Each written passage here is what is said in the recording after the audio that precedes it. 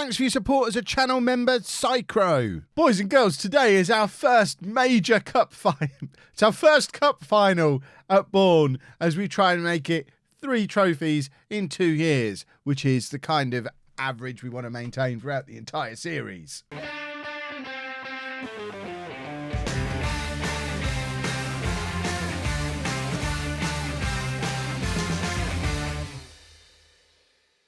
Hello and welcome to part 14 of the Bourne Legacy. I'm Kevin. Coming up on today's episode, we have the United Counties League Cup final against Lutterworth and then a league game against Blackstones. Rivals Blackstones. I thought it was going to be a title decider. They've crumbled a little bit though, and we actually won the title against Lutterworth in the last game by mistake. So we are already champions.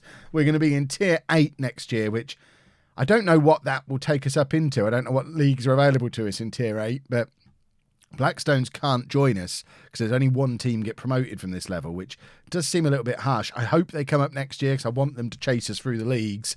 But if not, we'll play them one final time. The team I used to play, I played one half for them. The team I used to play for in real life, we'll play them in. We'll play them at the end of this episode. But first, let's go win a cup.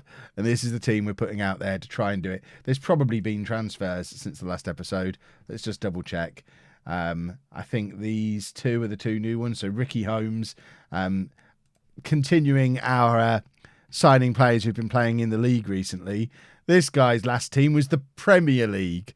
Ridiculous. The last team that signed him before us a year ago was Premier League Sheffield United, where he was signed on a free transfer from Sheffield United. So that's weird. So they bought him off Charlton. I mean, he'd been a regular in League 1 and League 2 for years. He's played over 400 games in the Football League.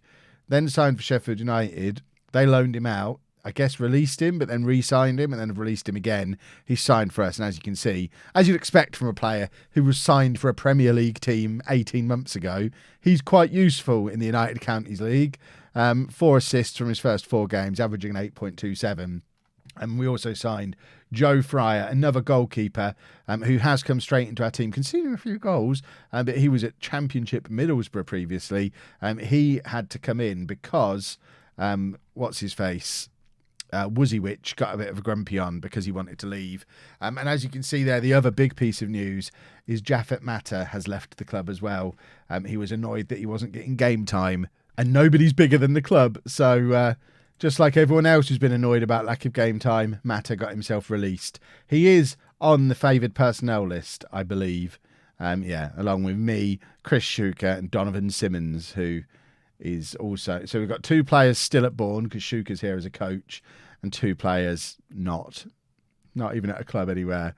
But so transfer business aplenty once again, and this is the team that goes out there for the United Counties League Cup final. We've got Fryer in goal, a back 4 of Jackson, Taylor, Ellis and Davis, Rose and Maycock in midfield with Holmes and Worrell as the wingers, supporting Day and O'Rourke up front. Let's get into the game. Let's hopefully score a few goals. We beat them comfortably in the league just a couple of days ago, but now both of us have got to travel all the way up to Oldham because inexplicably that's where the final of the United Counties League Cup is.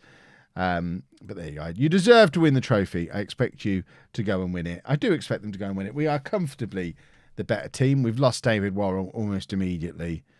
I guess Clark can come on and continue to play as a winger. Those of you who are watching along with both series will have seen that I have double checked. He is the same James Clark from Kings Lynn, and Archie Davis is the same Archie Davis from Kings Lynn, and they are both still at the club at this point of non-league to legend. So they're players who are playing in League 2 for Kings Lynn, and they're I guess we're 2 years behind, and they're playing.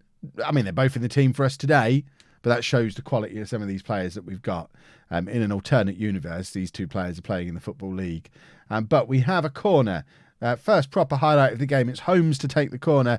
An in-swinger towards Day, and they did not defend that very well at all, but just about get away with it. The interesting thing about Holmes on that left-hand side is he is a right footer. So all of my instincts are telling me that I should be playing him as an inside forward, because we all know Kev loves an inside forward. But we're playing a wing play system. We are focused on getting the ball out wide and getting crosses into our attacking players. And I worry that by playing him as an inside forward, it's gonna lead to probably maybe better performances from him, but we've just talked about him averaging an 8.27 so far, so his performances can't get much better. And I just worry it will lead to less goals for the team. He's creating a goal a game at the moment, playing as a winger. So I don't want to fiddle with things too much while he's playing well as he is. But I am aware that we could probably get better out of him as an inside forward. I just think it'll cost us as a team. But Day is in here. Day shoots and Day scores. A 24th goal of the season for Marcus Day. Another assist for Clark. Day is getting closer and closer to being our top scorer for the season. I think Carty finished on 26 league goals, but I think he had 30 goals in all competitions. So it's going to be a tall order with, I think, 3 league games to go for Day to catch up with Carty. But it would be nice to have the man who stayed, the man who's been here all year, Marcus Day. It would be nice to see him surpass Carty, albeit in twice as many games. But, you know, I want him to finish as top scorer. Clark now, trying to beat his man, succeeding, plays it into Day. Day's clear again. He's got O'Rourke in the middle, decides he doesn't need him, shoots across goal, and it's not quite accurate enough. You can see from the stats, we've had 4 clear-cut chances already in this game. It's the big difference between Bourne with Carty, Bourne without Carty. We need another Connor Carty for next year because I very much enjoyed having him. But we've created all these chances and only scored 1 goal. It was the reverse of that back in the Carty days. We'd create 2 chances and score 5 because he would just score. And even with a sniff of a half chance, he'd score with it. Day, using his pace and power here, ends up setting up O'Rourke, who squares it back across for Day. And it's a second of the day for him. A second of the day. A 25th of the season. We're 2-0 up now and looking good for another piece of silverware. You didn't get to see us celebrate with the United Counties Premier League trophy in the because I was going to say in the last episode. It didn't happen in the last episode. It happened while I was sat on my sofa last night. But you will hopefully get to see us pick up this trophy. And as we all know, this one, almost as good, probably arguably better. It's a cup competition. It's the only time we'll ever play in it because we're not getting relegated next year. I've already decided that. So it's an opportunity to win some trophies on the way through. We want our ever burgeoning trophy cabinet to continue to be filled up. That being said, Lutterworth having a little bit of an attack there, going off script a little. I didn't get a chance to see how many fans were here. 971 fans, of which 306 of them, or 308 of them, sorry, are Bourne fans. So I'm a little bit worried. Not worried, but a little bit disappointed that Lutterworth have brought twice as many fans as we have. I don't know where Lutterworth is. I feel like it's sort of Leicester way, so not hugely closer to Oldham than Bourne is, but I guess they just have a bigger fan base, even though we're clearly the better team. Holmes now trying to create something on this left-hand side, finds Rose. Rose plays it over the top to O'Rourke, who is clear, and that's a terrible shot. He had Day in the middle and really probably should have used him on his weaker foot. Not very impressed with that at all. Holmes is having a really poor game. After me talking about how good he was pre-match, this is the first disappointing performance we've had out of Holmes. So I think I'm going to take him off. We've got Mullin there, who can theoretically play out there. He's the guy who... I was going to immediately switch him to an inside forward. I'm not going to. He can stay out there as a winger. If Holmes had to be a winger, Mullin has to be a winger. But Mullin's the guy who I signed to be the pressing forward and to play alongside Day initially. But O'Rourke has been so good that Mullin's not been able to force his way into the team up front, but has played a couple of times now on the wing.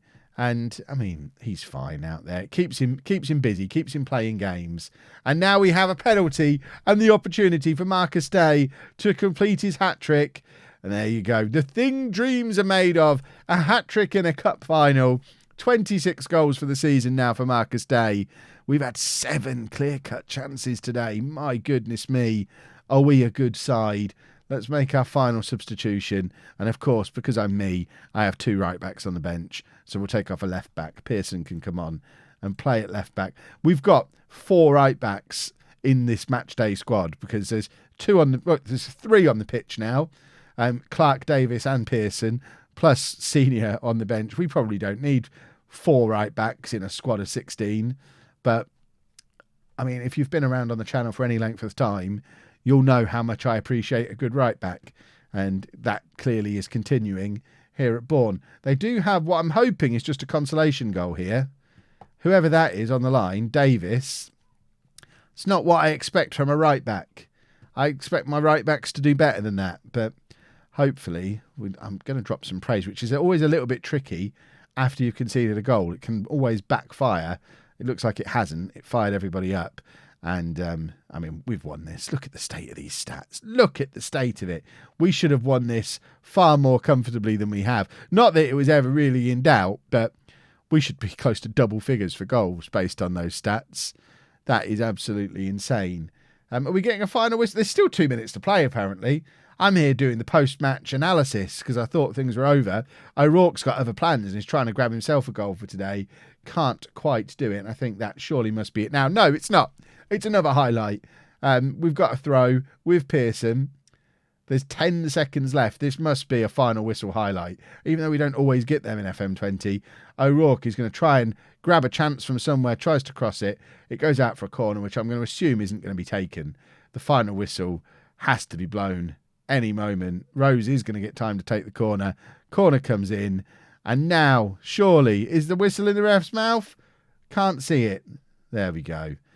Look at us. Where am I? There I am, look. Stood on the edge here. Wearing my lovely suit. Don't know who this is. Can we click on it to see who he is? No. He's not got any mates though, has he? He's trying to get in the photo. It looks like a fan's just sort of got onto the pitch and joined in the celebration. But let's congratulate them. We have won another trophy.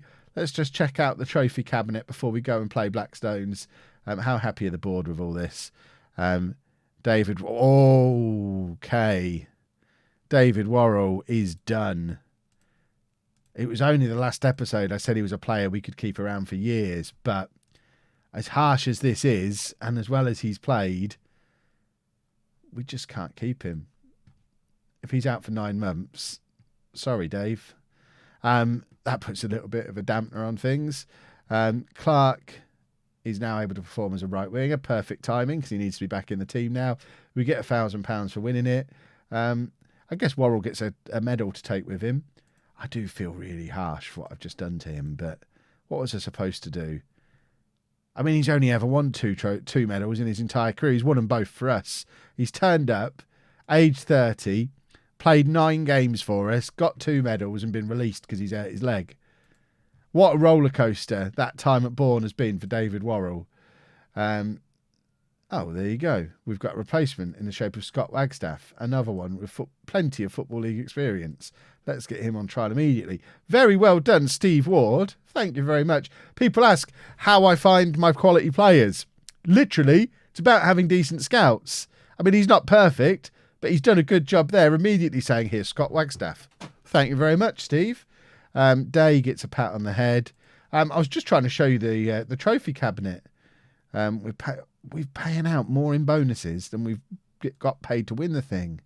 We made a money. This is ridiculous. No, we're not. We're hemorrhaging the stuff. But trophy cabinet, that's what we wanted to look at.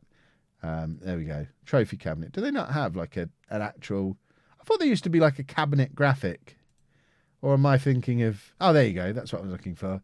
There you go. They all look a lot like the Champions League trophy.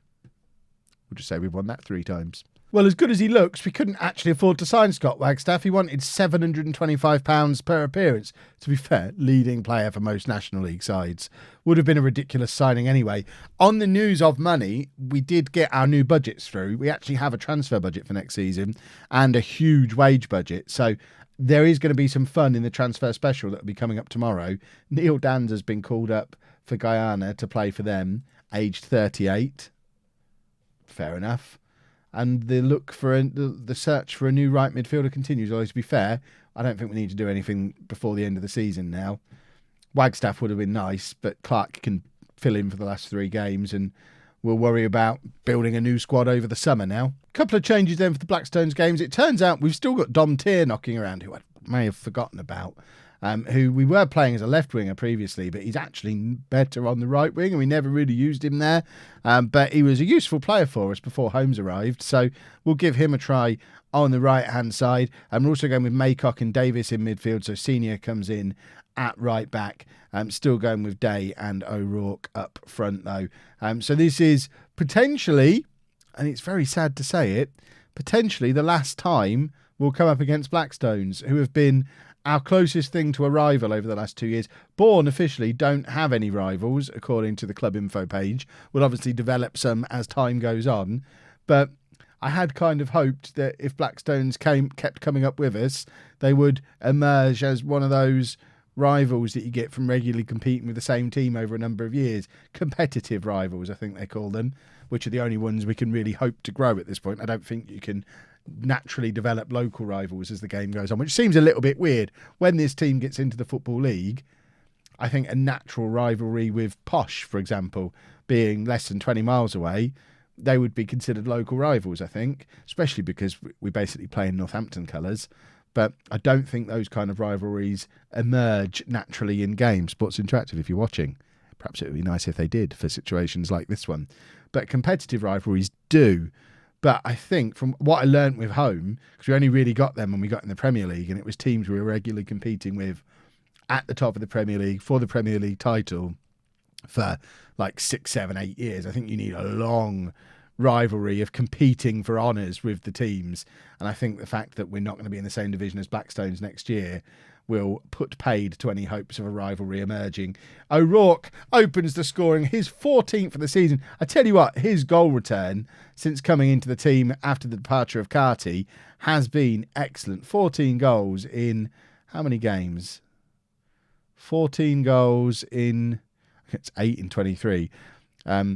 14 from 18 starts, though, which I think is a better reflection of things, because obviously when he first arrived, he was sat on the bench because Carty was still here. So there was a number of substitute appearances he made. But since he's been in the team, he is scoring at pretty much a goal a game, which is lovely stuff and does bode well for next year, because obviously taking another step up the pyramid, the temptation is always going to be to bring in more and more old men with Football League experience.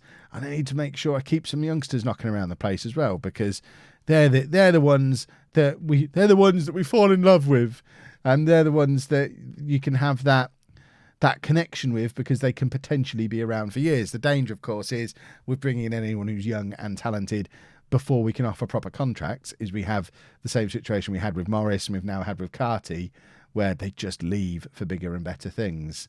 But hopefully it won't happen with O'Rourke, and he'll end up being a Bourne legend. That would be lovely. Davis from, I don't know what position he's drifting in. He's supposed to be playing central midfield today, but looked like he was drifting in from the left wing. We're playing total football, boys and girls, which, I mean, that's just my description of whenever players look out of position. We must be playing total football. They can't be doing anything wrong. Right, we are going to give Mullin a little bit of game time playing as the pressing forward. Day can come off. Well, as good as Day was in that last match, he's not been involved at all today. So Mullin can come on for him and play up with O'Rourke for the last 20 minutes of the game, with Clark coming in on the right-hand side. So once again, 3 right-backs on the pitch at the same time, with Davis playing in central midfield, Clark on the right-hand side of midfield, and Senior in the team. Should we bring Pearson on again and have all 4 of them on the pitch at the same time? Bring him on at left back. I'm not even sure that he was on the bench, but Jackson is on a yellow card, so there is an argument for bringing Pearson on. Mullin is in here. Mullin cannot convert. We've had 3 clear-cut chances and 3 half chances again today. I'm not worried about how inefficient we seem to be in front of goal, but it is something to consider that we do seem to need a lot of chances to score goals at the moment. I've just noticed as well, Blackstones have brought over 100 people here for this game, which, even if the game's not... There you go, Pearson is. I'm going to bring him on. Oh, no, I don't want to bring him on for... I am going to bring him on for Jackson, even though Hart's on the bench. I just want 4 right-backs on the pitch, just for funsies. Even if the game's not officially setting this up as a rivalry, the fact that there's more Blackstone fans here than Bourne fans shows that the Blackstones fans consider us their rivals, and I will always appreciate that, Blackstones. You've earned a place in my heart, and Maybe we'll do you next year. Maybe I can be player manager, as of course they are the one team that I played half a game for 20 years ago. 19 years ago. It was the year 2000, I think.